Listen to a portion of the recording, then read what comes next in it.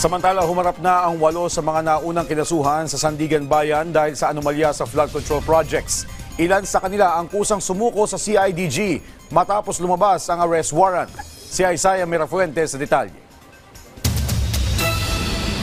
Nakasuot ng sombrero at balot ng berdeng jacket nang dumating sa Sandigan Bayan si Engineer Dennis Abagon. Pagdating sa courtroom ng 5th Division, wala siyang imik at nasa isang tabi lang. Naaresto siya kahapon ng National Bureau of Investigation sa Sikatuna Village sa Quezon City. Base sa detaling aming nakuha, siya ang dating OIC Chief for Quality Assurance and Hydrology Division at kasalukuyang OIC Chief for Planning and Design Division ng DPWH Region 4B. Makalipas ang mahigit 1 oras, 7 iba pa ang dumating sa Sandigan Bayan.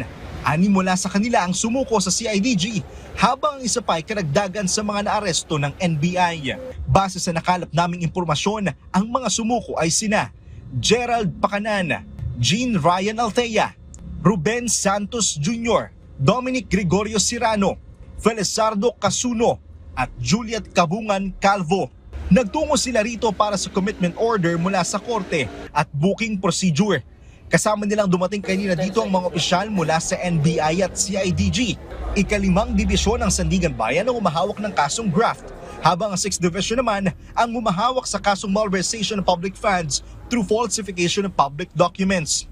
Ayon sa 5th Division ng Sandigan Bayan, nagpiyansa sa kasong first count of graft si Juliet Calvo na nagkakahalaga ng 90,000 pesos. Subalit wala pa rin naman siyang lusot dahil ang 8 akusado ay dawit sa kasong malversation na hawak ng 6th Division ng Sandigan, at ang kasong ito ay non-bailable o walang piyansa.